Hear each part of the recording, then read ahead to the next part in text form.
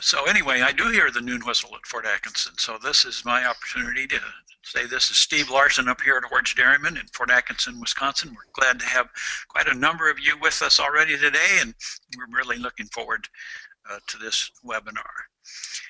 We appreciate today the support of Ajinomoto Heartland. We appreciate their input today to make this webinar possible, free for all of you folks out there.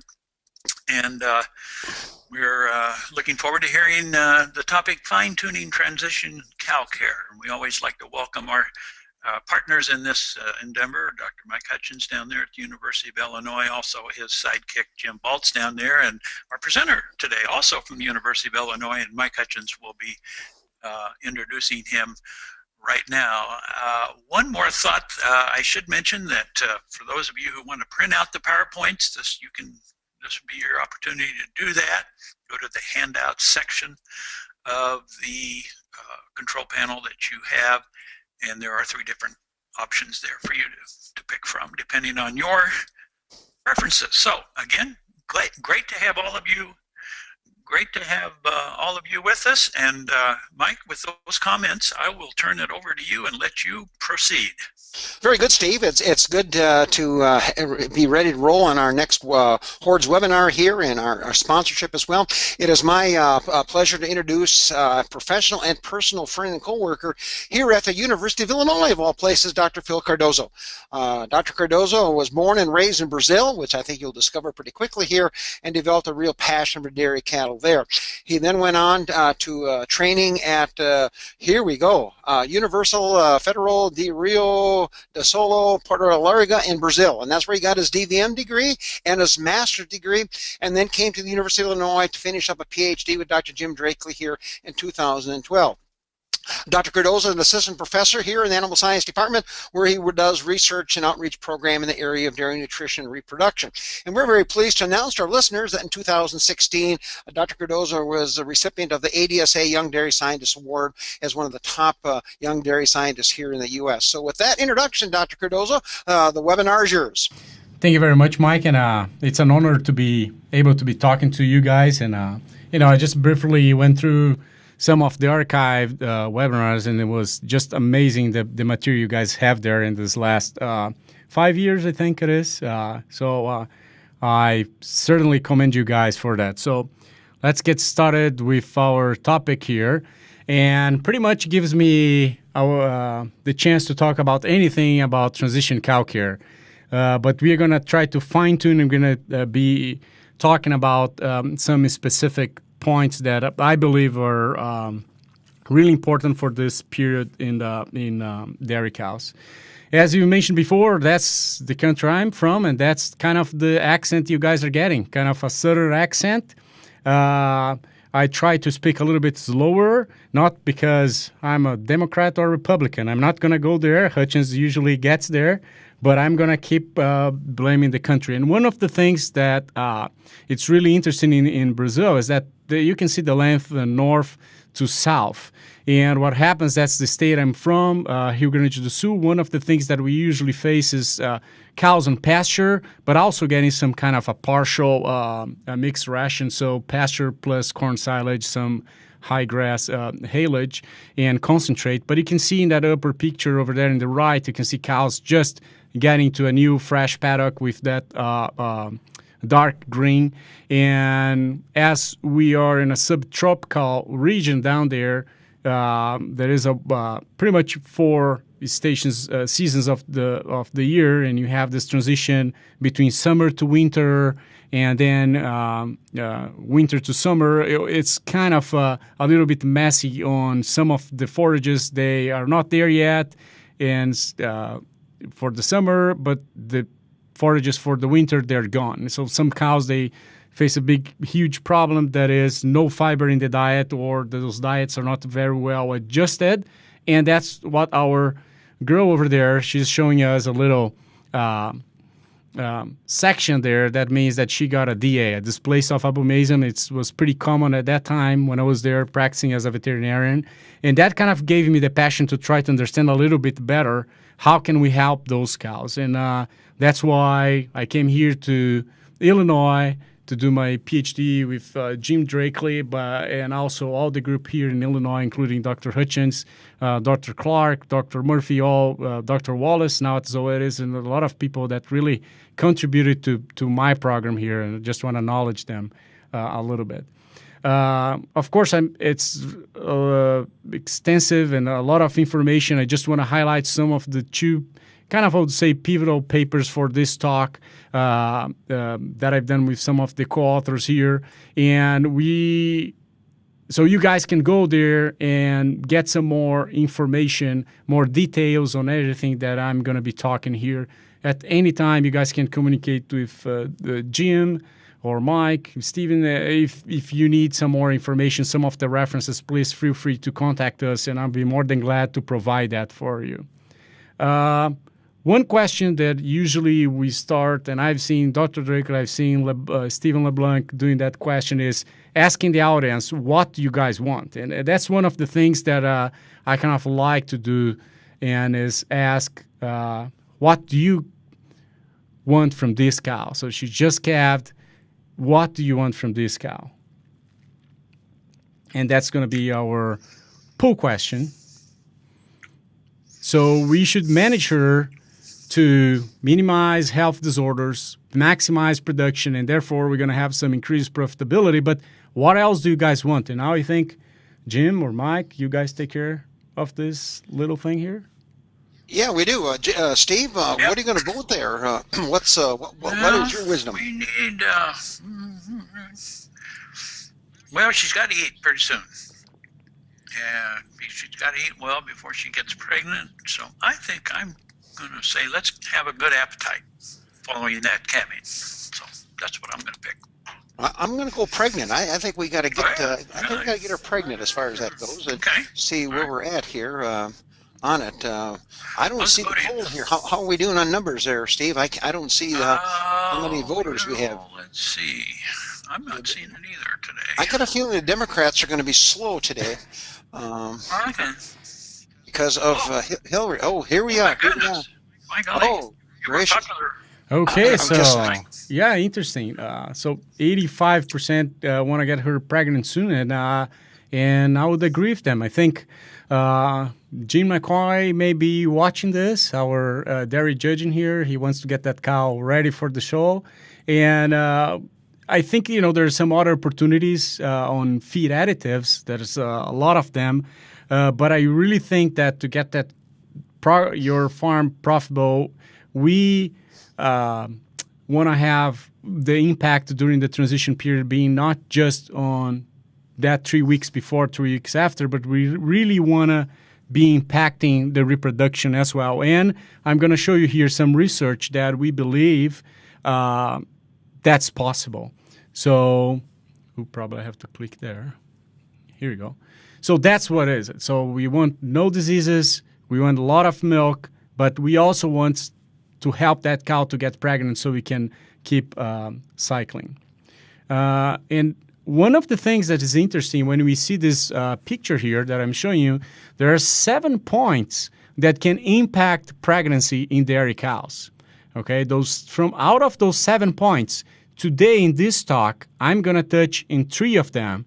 That is going to be the body condition score and that impacting reproduction, the difference or how can we impact the quality of oocyte or the ovulation in cows, and also the size of the embryo. That's pivotal for that 14, 18 days that the fetus, the embryo needs to say, hey, mom, I'm here.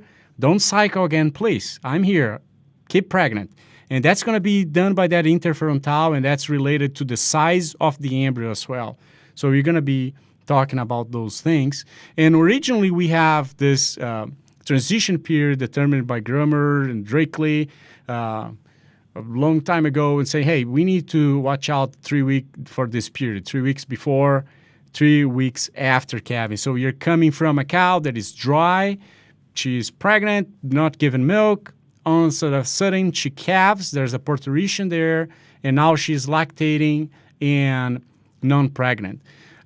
We have a lot of information, a lot of research on this period, 3 weeks before, 3 weeks after. And I think, as a hindsight, we missed a lot of information by not following these cows a little bit more and seeing how that those treatments, those feed additives, or whatever we were doing the transition period were impacting the reproduction of the cow. That's why I challenge that we should consider this transition period as, hey, 3 weeks before, and I would say a little bit even more, we have some evidence here that the dry or the far off period, how we used to cow, also has some impact on lactation. But let's try to follow these cows a little bit more and now see if there is any impact on reproduction.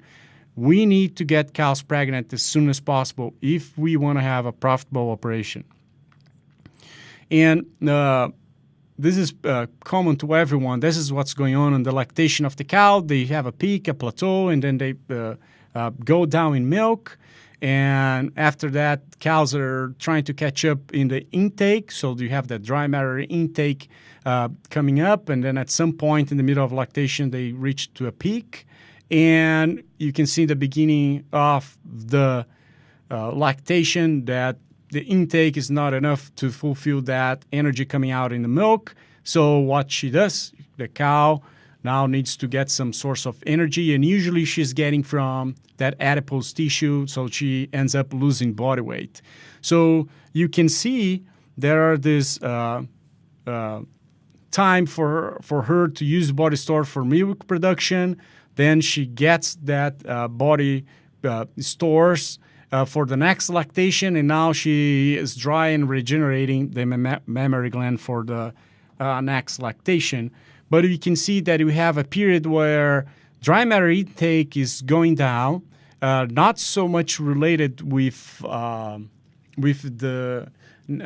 energy balance, but we know that usually 3 weeks, especially the last 2 weeks before calving cows, they are going to depress more or less that intake. But also in the beginning of the lactation, where now she's not able usually to eat as much as she needs to fulfill the energy coming out in milk. Because of those two circles that I'm showing you there, there is huge chances of health disorders, and that's what's going to happen. That's why the transition period always brought up some of the health disorders, and that is not new. That was, for at the same time that those the Grumman and Drakeley were talking about, hey, we need to look at this transition period. That's because most of the metabolic disorders were occurring at that time. A recently table or work done by Zoetis and Dr. Wallace were kind enough to send that to me was that this is putting up together a lot of resources, a lot of research papers, and putting up that, hey, all these disorders, they have a cost associated to it. And if cows, they are faced with these disorders, there are more chances of them coming out of the herd. So transition period, differences in intakes and energy, and you have that negative energy balance where in the beginning of lactation where cows cannot eat as much as they need to produce milk. Now you're facing some of these problems here, and you see the ranges, it's huge. So comes on management, comes on dietary strategies, and all that can be impacting these percentages. One thing that gets us to think about is what is driving that energy balance, the negative energy balance in the beginning of the lactation? What is driving? And usually I ask that, and I get the most common answer that I get is, milk. If cows start producing a lot of milk, what's going to happen? They're going to get in negative energy balance, that's for sure. And there's a pretty nice research done by Drakeley in 2006 that maybe doesn't tell that story. So here you're looking at week 3 milk yield in the x-axis, and you're looking at the energy balance. So the line is over 0. So that'll be that cow is not suffering any negative energy balance. But you can see here, and how I'm going to dare to use this mouse here, you can see that you have a cow roughly at 42, 43, let's say 80-something pounds of milk, and she is in minus 12 negative energy balance. But also you have cows here probably at 60 pounds, a little bit more, they are also at the same negative energy balance. So, hey, that's not associated. Milk yield and energy balance, they are not related at all. If they were related, we would see something like this. As cows improve or increase their milk yield, the negative energy balance goes down and down. But then there's always, smart guys, probably an Illinois dairy farmer, that also ask, yeah, but you're trying to trick me because you're not accounting for all the solids that is in the milk, protein and fat. So, okay, let's see what happens when I do that. The same answer, guys. As I have 100 or 80 or 60 pounds of solids corrected milk, that doesn't impact at all the negative energy balance. So as in a cow basis, milk or milk components, they don't seem to be related to the negative energy balance that's going to be causing all those diseases and disorders in cows. So what is it then? And I think that's the answer that Steve was trying to answer in the first pool question. Dry matter intake, it's related to the negative energy balance. So if we get cows in the first 3 weeks eating better, they are going to be in less negative energy balance. And that is pivotal. And I don't know one person working in nutrition that really don't want to hammer that with their farmers is we need to have intakes. Perhaps we don't have the best techniques yet to help them to really measure that. But dry matter intake is then related with the lower negative energy balance. Based on that, I came up for you guys with the 10 steps. So these 10 steps would be, if you guys go over these 10 steps in a dairy farm, I think you guys are going to figure out what's going on. Or if nothing's going on, you're going to find out opportunities or ways to keep it as it is. If it is awesome, keep it awesome. No big deal. So these 10 steps, that's what I consider the most important ones. And dry matter intake is number one. Body condition score, beta hydroxybutyrate in case of ketosis, urine pH, so it's going to be related with your calcium metabolism and hypocalcemia, the right diet, we need to feed the right diet, comfort. Oftentimes we don't talk enough, but comfort is really important to be able to give these cows the chances to stay in the herd, and as number 8, not be cold before 60 days. If you have more than 8% of your cows going out of the herd in the first 60 days, there is an opportunity there for you. Fecal score also is a technique to measure how the diet is going on in the cow, start digestibility and everything else, and some dairy efficiency. Again, sometimes we want cows to produce a lot of milk, but we have to figure out hey, are those cows giving you money? Are they being efficiency? What is the income over feed costs? As you can see, this would be a huge time commitment for me here to accomplish all this in this time. So I suggest you to go back and look at some of the archived webinars, and all of those in gray that you can see there, and even the ones that I'm going to talk today. I'm going to talk about the 3 most important ones that I believe: dry matter intake, body condition score, and the right diet. The other ones, please go back to archived webinars, and you have top-notch speakers talking about almost each one of them. But I think to get the transition period right, you need to gather that information. And what it takes to get the dry matter intake, what do we need to get there? Like I said, all these 2 red circles here, our dry matter intake is declining before calving and not going as fast after calving. We believe that the diet or the type of diets that we are working on before calving, they are going to impact what's going on after calving. That's what our research here in Illinois is indicating. And this is old trial. Missing my reference there, but it's Douglas. And what is happening is that cows usually, even in a moderate energy diet, they are going to eat 56% more than, or at least in this research, than what than the requirement.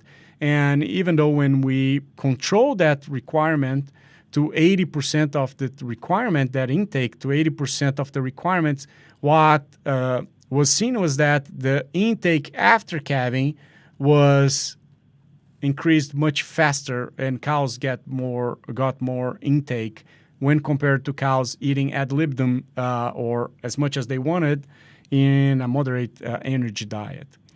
And we believe we did two ways as restricting. This is a work done by Nicole Jankovic and Jim Drakely. Cows that were restricted or they had a high straw, low energy diet, they behave metabolically the same as a body condition score, NIFA, the amount of lipids in the liver as indication of ketosis, as well as serum BHBA or BHB.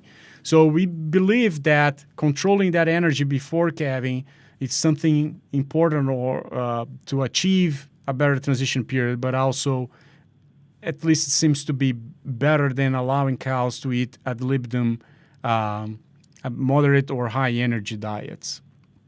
One research that we've done here is to putting together a series of experiments that were published here by our group.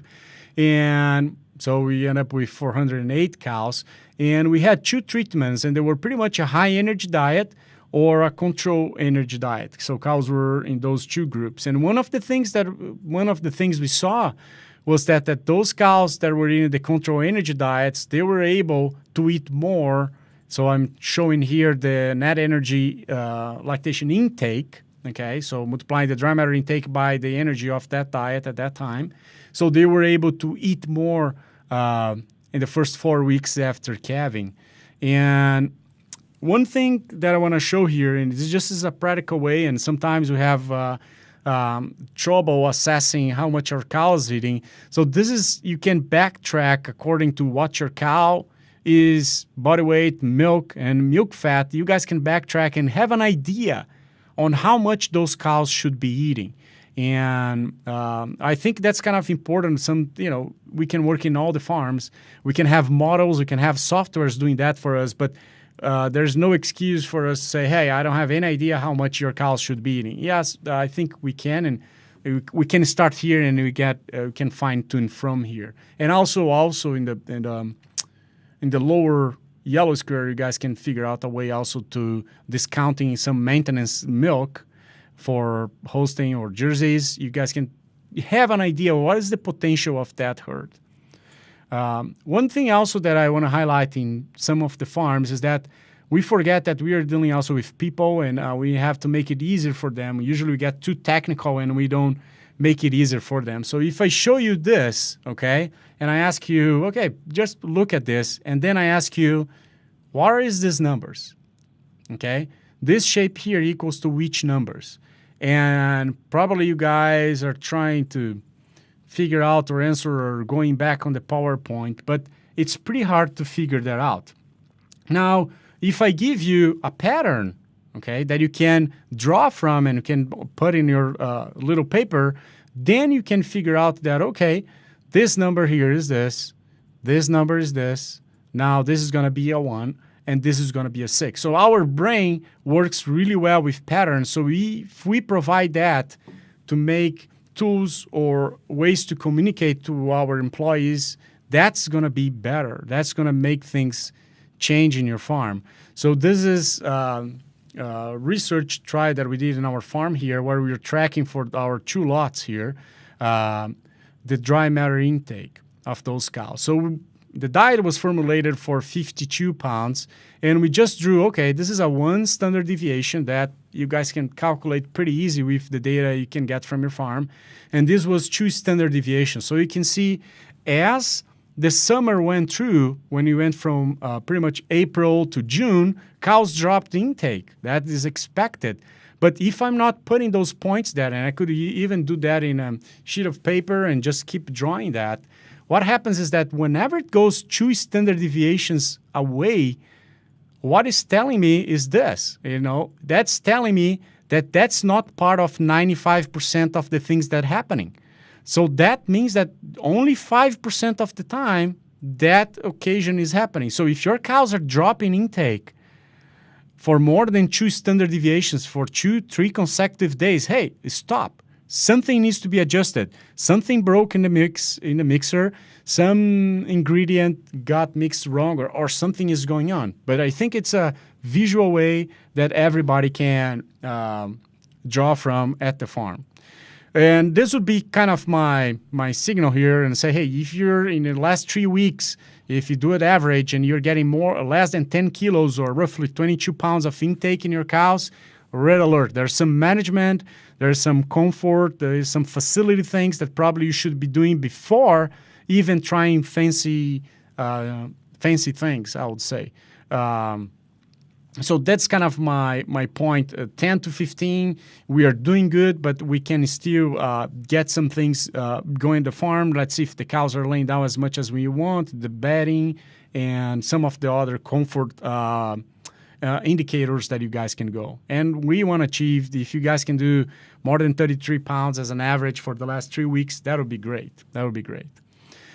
The second point here is going to be body condition score. And Elanco came up with this chart that is referenced and used for a long time, and I really like it. And I really like to highlight, make it simple. Let's try to figure out and train our guys to do the V.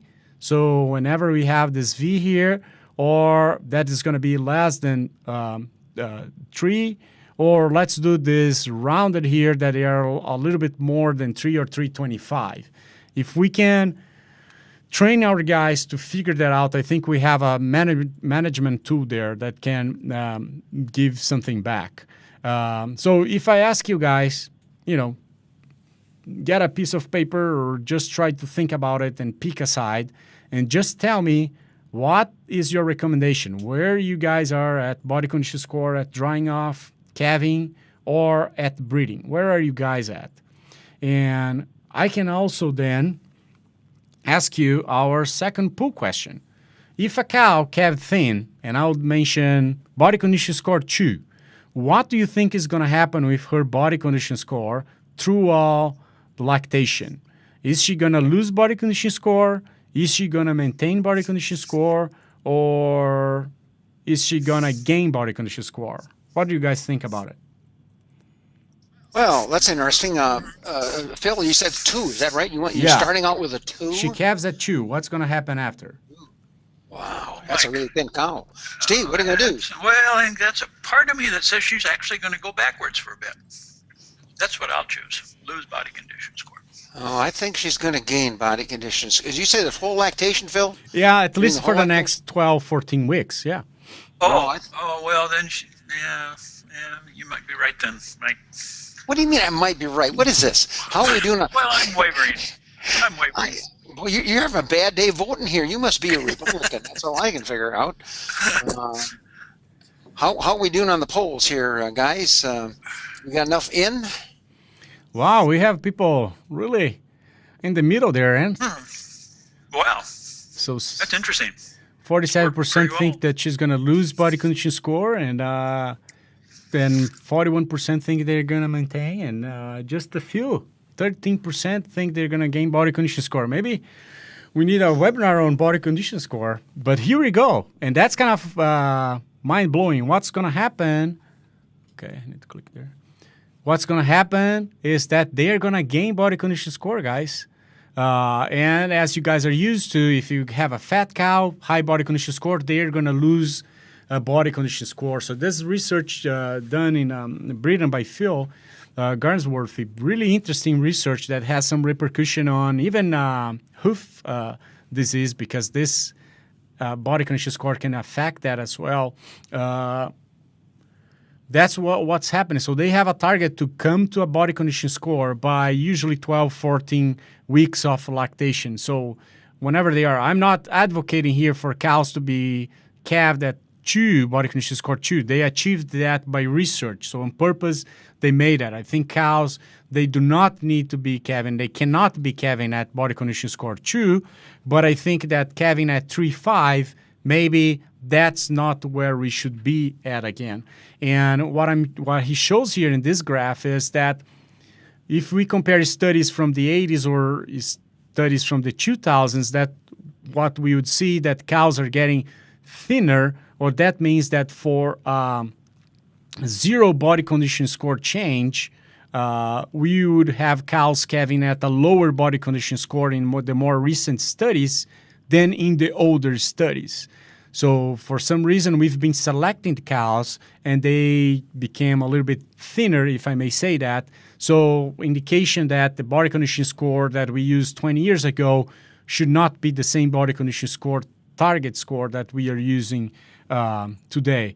And I come back to this one, and I challenge you guys now to do the difference between drying off to calving and the difference between calving to breeding. And those two lines over there should be the difference.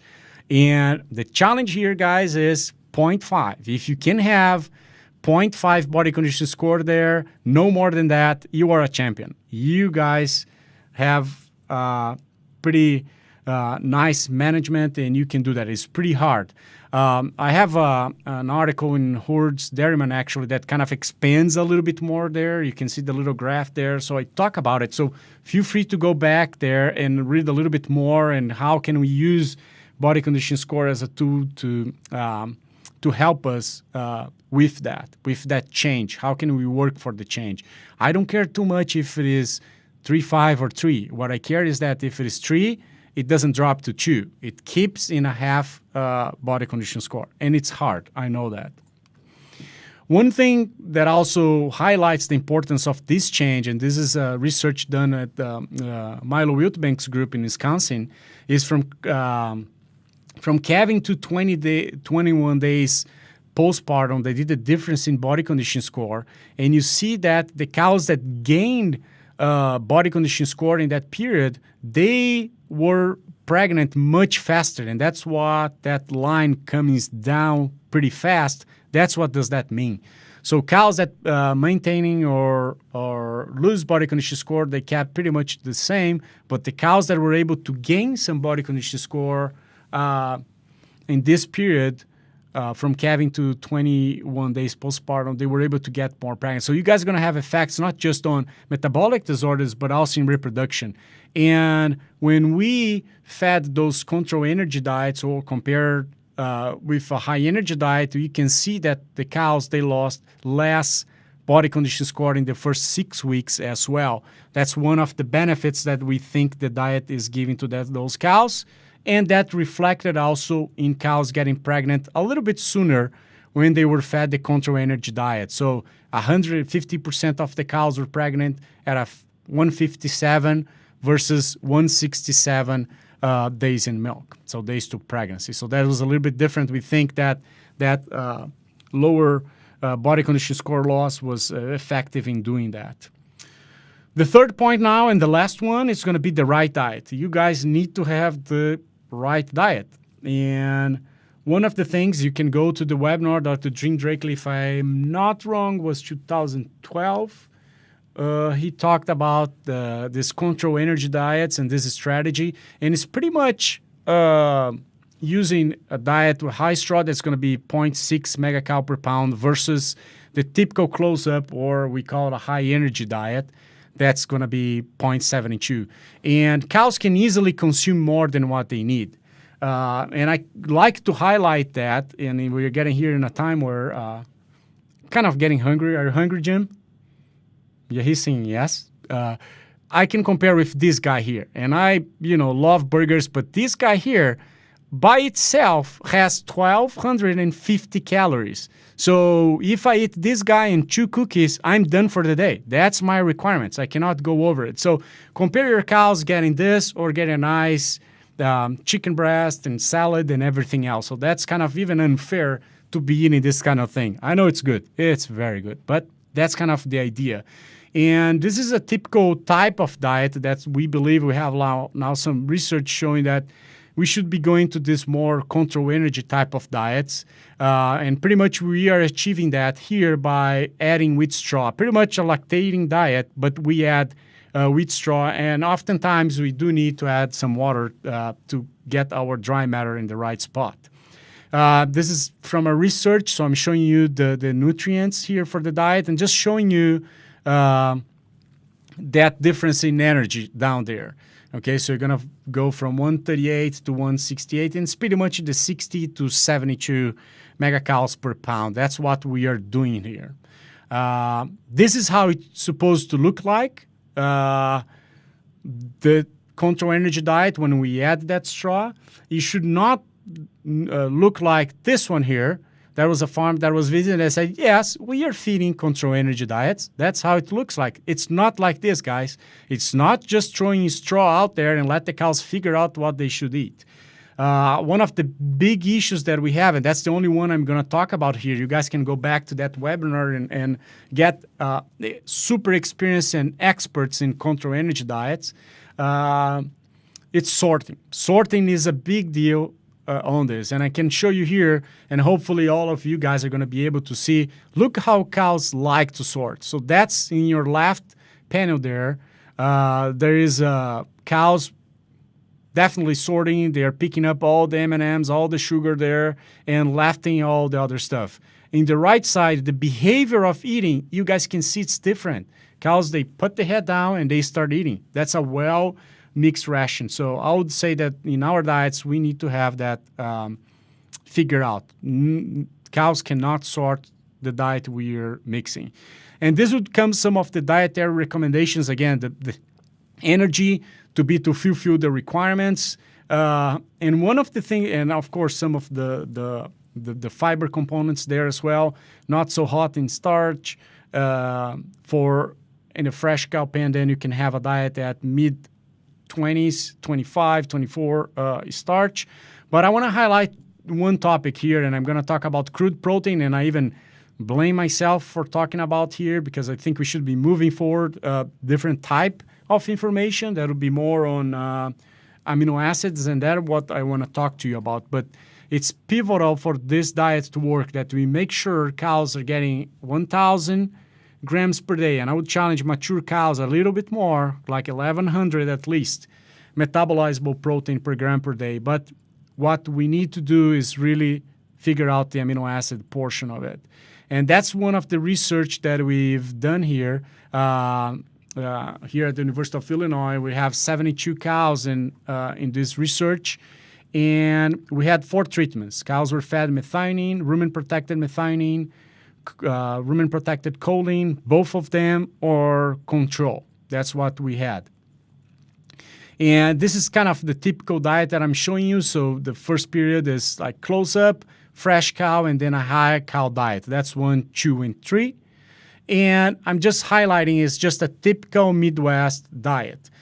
Crude proteins there, some of the fiber, and the starch not super hot, but not super low in starch as well. So just a common diet here for us in the Midwest.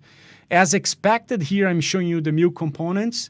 So cows, when they were fed methionine, so you can see methionine with, you can see that there were some effects in the milk protein. Usually that's what we have. We have a higher milk protein when we feed methionine. And also we pick it up some effect in the milk production, that be energy-corrected milk, as well as milk yield. So this is expected by feeding rumen-protected methionine. The other thing that we saw, and we really believed that would have an effect on the reproduction, we followed these cows through their ultrasound, their ovaries, and see when they would ovulate for the first time. And we didn't pick it up any different statistical difference. So ovulation, first days to ovulation, that it is related with conception rates, but we're going to keep on ovulation, days to first ovulation. It was around 14 days, no difference for our treatments. And the follicle size, then we start seeing, we didn't pick it up any statistical difference, but you can see what's going on there. Again, no statistical difference, but here we were working with half of the cows, so we're pretty much doing 10, 12 cows per treatment. But I'm really interested in this diameter of the follicle 4 days before ovulation. And you can see the methionine group keep being consistent or larger. So I think we need to understand better, go to more cows, but we believe, and we have some gene expression data that may tell that story, that these cows are being able to have a higher growth rate, but also a larger follicle at ovulation. And that's going to be at the first follicle. The other thing that we measured was we were able to collect serum from these cows, and you can see that whenever they are supplemented with protected methionine, they are getting more methionine in serum as expected. And when we aspirated those follicles, they are getting more methionine inside the follicle. So that means in the follicle, in the follicular fluid, that's what they are getting there. More methionine. And you can see from 44, from 73 days, so at early lactation, 15 days, but if we keep feeding them, they keep having higher methionine concentrations. So usually Midwestern diet, I believe it's going to be around 15, 16 micromolars of methionine, and whenever we supplement it, they're going to be over 25 or around 25. And we have some beliefs or some data indicating that they should be around there, 22, 23 micromolar. And we can talk more about that later. Now, this ugly slide here, the ugly picture, that's the uterus of a cow, guys. And we also did some assessment on how the methionine would be impacting the health of the uterus. And what we did was a pretty gold standard. We'd put a little brush and do some cytology of the body of the uterus, and we'd count how many polymorphonuclear or the neutrophils that are related to infection would be in that material. What we saw here is that the cows that were fed methionine with their white circles in the beginning at 15 days in milk, they were higher than control. However, look what happens throughout the lactation at 30 and then at 72 days in milk. That gets lower. So that's why we have that interaction there. So what we think it's happening is that something that was brought up by LeBlanc in a really nice paper here talking about this diseases of the reproductive tract, and we're talking about endometritis. And metritis is that you can see that little bump here that some of the healthy cows, what we're going to expect is that they're going to cause a higher inflammation in the beginning, but then they're going to be healthy. And I think that's what's happening with us, and he categorized other cows as well. And I know that you guys are going to have a webinar on inflammation with Barry Bradford maybe in 2 months from now. That's a very good topic, and we are trying to understand better on how the inflammation, what is good, what is bad. But we believe that this overreaction in the beginning is helping the cow to clean itself. When we look at the embryos at 72, 73 days in milk, we saw that, and that's a paper also you guys can look at a little bit better in there, but we saw that the cows that were fed methionine, they had more lipid inside that embryo. What type of lipid or what, then we still don't know. That's the thing we are doing now. We are trying to figure out if it is membrane lipids, the cytosol lipids, and all these kind of things. But we know there is a difference when we feed methionine. The embryo that we harvest at 72 days had more lipid. This is a research that was done at really nice research at University of Wisconsin by Milo's group again. Shaver is involved in this research too. He had two diets, rumen-protected methionine or control. And what they did was just top dress that in the TMR, was in a commercial setting, and they had rumen-protected methionine or control. And they end up with primiparous cows, so end up with a total of 309 cows. So they divided in primiparous and multiparous cows. That's what they saw. And this is the main thing coming out of that research that I want to show you. So they measured in the blood at 20 days the cows that were pregnant, and then at 61 days, again, by ultrasound. And you can see that in primiparous cows, there were no differences in the embryonic losses. However, when you look in the multiparous cows, look that huge difference, guys. From 19% of embryonic losses in control, it went down to 6%, only 6%. You guys work hard to synchronize your cows, find your cows in heat, do the better semen, better job in AI, got her pregnant, and then what happens? She loses it. So that's a bummer. And you think 19% is high, There's another piece of information that we have on protein and fertilization that I put a bunch of studies together, and that's usually the norm, from 15 to 20%. That's where farms are on embryonic death. So don't get scared. I think we need to have tools, and I think the right diet or the requirement, especially in methionine and lysine, there's two main limited amino acids, is going to help with that. So that's one of the things. And one of the approach on trying to explain why that happened, here's an ultrasound with the embryo over there, you guys can see. And what they did is they measure the size of that vesicle, including the embryo. And what I'm showing you here, not so much in the primiparous cows, but in the multiparous cows, that embryo was bigger than the control. So remember in the beginning I showed you, hey, we need a signal saying, hey, I'm here, I'm pregnant, don't cycle again. That can be made by a bigger embryo. And that's what we are seeing here, that the cows that were fed the rumen-protected methionine, they were able to have a bigger or a larger embryo.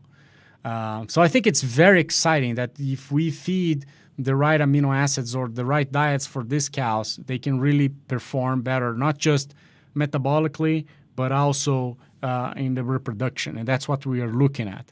And we have here, starting off a hypothesis, we can discuss this the whole day, but we think that extra lipid that we are seeing inside the embryo may be used as a source of energy for that embryo to grow better and to grow larger, and then say, hey, I'm here, and keep that cow pregnant.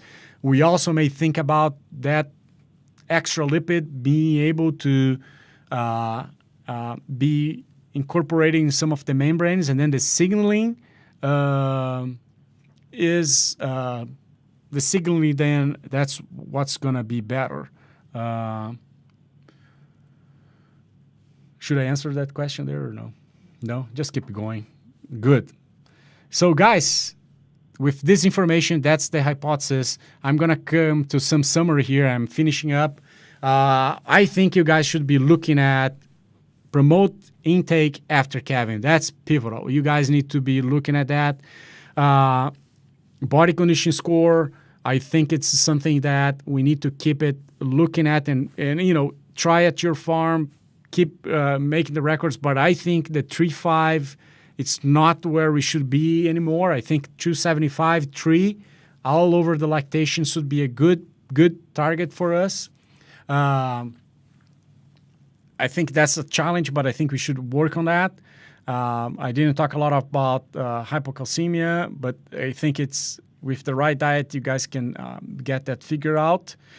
I also think that we know that if we feed rumen-protected methionine, we're going to get more in the circulation of the cow, even in the follicular fluid. That is changing the embryo of the cow. So I think, and we firmly believe that methionine is not just for milk protein. That's in the past. It's working as a requirement nutrient, required nutrient. I think it has some effects. That's what the group in Wisconsin has shown, that the pregnancy success is there. And we believe because of it's impacting probably impacting already the first follicular wave and also some of the metabolic disorders, we think that should be fed throughout the transition period until we can get that cow pregnant. So that's my 10 steps. I talked about 3. I could probably talk more about those 3, but I think if you guys get a handle of these 10 steps in your farms, you are going to be targeted to be really successful. Again, go back to the archives, and we can even make a list for you guys if you want and share on which webinars are going to talking about each one of these steps and share with you. And with that, I really think about this opportunity. I see I have 1 minute. Maybe I'm just going to be thanking you all to use my minute until the last second. But I'm more than glad to answer some questions or get Jim and Mike into the mic now. Okay. Very good. Steve, do you have some comments here at this point? Yes. thank you very much, Phil Cardoso, for a very interesting webinar. You did a great job of taking some pretty basic research and applying it out there in the field, and I think you really gave the dairy producers among us and those who have dairy farmer clients and customers quite a lot to think about. We appreciate that, and we also appreciate the sponsorship today of Ajinomoto for their input as well. Just a couple of points here before we look ahead at our coming webinars. Those of you who have been with us before, and we had a great audience today. I think at one time we had almost 120 people on board with us, which we think is great. You'll be receiving a survey here in the next few days, and we certainly appreciate your response to that to help us make sure that we provide you the kinds of webinars that you want and need. Also, we will be updating our webinar email database, I guess you might say. So when you receive this survey following up from this webinar, or notices about future to the October webinar, for example, we invite you to re-sign up, so to speak, so that we can eliminate any duplicate emails that you might be getting from us. But look for a new form. You'll notice the right one when you see that there are dates for the next 3, and I mean November, December, and January webinars, and also there'll be a little on that page when you get to it, there'll be a little schematic drawing of the Horse Dairyman farm. Those are clues that you're in the right place and that you can sign up then for the foreseeable future. Speaking of the future, next month, October 10th, Monday after Expo, feed supply and crop outlook from Mike Hutchins down there at the University of Illinois, and also Mike Rankin, editor of Hay and Forage Grower magazine, are going to combine their experiences, their observations on how the feed supply and price outlook might be in the months ahead. And then, Phil, you've already mentioned the importance of inflammation around the time of calving. Virtus is going to be sponsoring Barry Bradford's webinar in November. The title will be, "What Does It Mean, Inflammation, and How Should We Approach It?" So we're really looking forward to that. It's sort of a new topic in terms of our transition cow care that we all need to be aware of, and so we're looking forward to that. Again, many thanks to you, Phil, and to Ajinomoto. Now, Mike, how about some questions that might be out there? Yeah, we got some questions, Phil, so we'll strap it on, and here we go. Here's a good one, though. Just can you clarify, were the cows fed rumen-protected methionine only during the transition period, or did you continue through the lactation period? So in that study that I show about the effects on the embryo and the follicle, they were fed throughout the lactation as well as the close-up period. So that came from minus 21 days related to calving until 72, 73 days. So we were looking at effects around calving, but also at the moment when we were harvesting those embryos, or you guys would be breeding those cows. So would you then recommend to our producers, Phil, that they would continue to feed the methionine until the cows are pregnant? And at what levels were you feeding? Any guidelines on that? Okay, yeah, I would recommend that. Again, any recommendation, they really need to be talked with your nutritionist, because it's all a balance in your diet. So it all depends on your sources of protein, rumen degradable protein, how much microbial protein. Bottom line, we used roughly 20 grams of that rumen-protected methionine per day per cow to give you an amount per cow. We did adjust it by the intake, so it was 0.08% of the dry matter on that diet. That's what we were feeding. I think we should be feeding methionine from close-up until we get that cow pregnant at least. I believe we should be feeding that methionine throughout the whole lactation in the whole period because it's a required nutrient, as a required amino acid that we know it's limiting. But I know there are some economical situation that may not allow for that, but I would like to get that cow pregnant and be able to feed her what she's required. And that, in our perspective here in the Midwest, needs to be with rumen-protected methionine.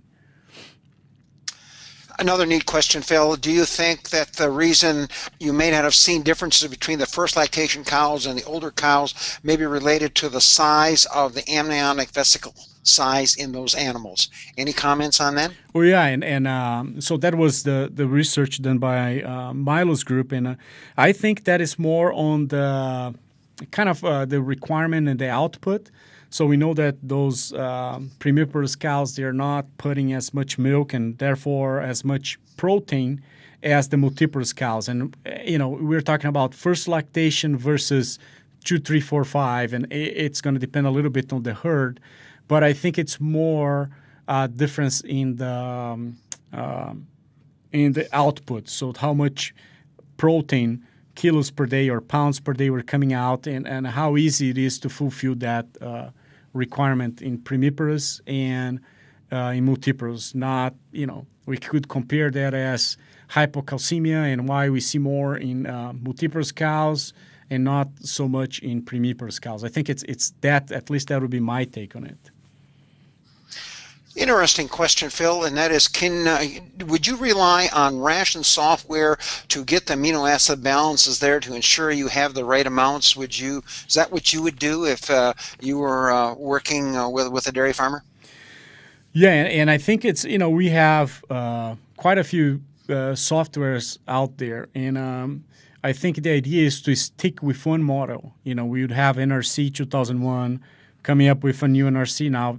Don't have any idea what's coming up on this respective topic. I know that Mark Hannigan is working on some modeling over there, and we have CNCPS from Cornell Group working on some different ideas, but I think both of them are trying to figure out this way of making it easier for us to formulate for amino acids. I think we need to rely on the software, and I think they're pretty consistent, NRC-based or CNCPS-based models. And I think it's just a matter of keeping it consistent and consistently using the same software throughout other farms and throughout the same farms. I think that's the take that I have. So I would rely on that and just keep using. Phil, another question, and that is, it appears you're suggesting there's more to methionine than just amino acid. We are well aware that it has a label methyl group involved. Is that important? And then, of course, you mentioned you were using rumen-protected choline as well. Any comments on that whole area about the methyl group? Yeah, so that's totally correct, and that's one of the things that we are looking at with that trial feeding choline. And it's, again, related to the methylation or the ability to methylate that DNA. So that's pretty much saying, hey, can we silence some of that DNA that is going to be expressed and then transform into protein? And if we had that source that would coming from methionine or from the choline, then we could do that. So it's going to be working more on some epigenetics. And we looked at methylation differences, and we couldn't capture anything. I think we need to be a little bit more specific in where we are looking at. So at this point, I don't think we have a clear idea on how these methyl groups are working on epigenetics. But there's a lot of other pathways that methyl group could be used, and that's perhaps one of the ways that methionine may be working. I think there is other pathways as well on membranes. Remember, phospholipids. We can get phosphatidylcholine. So there is a lot of ways that these methyl groups or methionine itself can be working as well. Another interesting question: does methionine have a rumen-protected methionine have any effect on basically abortion, or any opinion on that? So I think the data that from Milo's group it's huge, and that is showing that if we are feeding rumen-protected methionine, again, I think we are getting to the concentration higher than 21, 22 micromolars in that cow. That is just giving her what she needs. We saw a difference from 19 to 6% of pregnancy losses. So I think that's huge. So I think, yes, I think it's making that embryo bigger, and it's allowing the cow to be able to keep pregnant. Last question, Phil, and then we'll let you go. Great answers, by the way. What about colostrum? Did you do any measurements on colostrum in the animals at all? That's a great question. And so we didn't see any differences in production or solids composition difference. We didn't see that. Right now, my colleague, Dr. Lohr, he's working on trying to understand a little bit better if there were any differences. And even we are working on a trial right now with rumen-protected methionine and it's a little bit scary, but we're doing some mammary gland biopsies and try to understand if those tissues are being are expressing some genes differently to allow for some differences in the colostrum. So we did it macroscopically, production and solids. We don't see any difference in the colostrum, but I think there's some things on that colostrum that may be different, and we're doing some tests now to see if we can catch that more on calcium, ionized calcium, some other things, and inflammation as well. Well, Steve, I think we'll turn the program back to you to wrap up. Okay. Phil, great answers here, and Steve, closing comments. All right, I agree with you, Mike. Phil, great job with the entire webinar, and a nice job responding to these excellent questions today, which we really appreciate getting from our listeners. We, again, want to thank Ajinomoto Heartland for their support. Mike Hutchins down there, who actually is down at the American Bovine Practitioners Meeting and from Charlotte. Thanks for you. As always, great to have you with us, Mike. Thanks for your input. And Jim Baltz down at the University of Illinois, who helps with so many of the mechanical things involving these webinars. And then another co-worker up here, Patty Hirchin, who on the Hordes Dairyman staff that does a lot of behind-the-scenes work as well. So this is Steve Larson up here at Hordes Dairyman, Fort Atkinson, Wisconsin, signing off and thanking you all for being with us. Look forward to having you with us on October 10th when we take a look at the feed and crop outlook for the coming months. So that's all from here.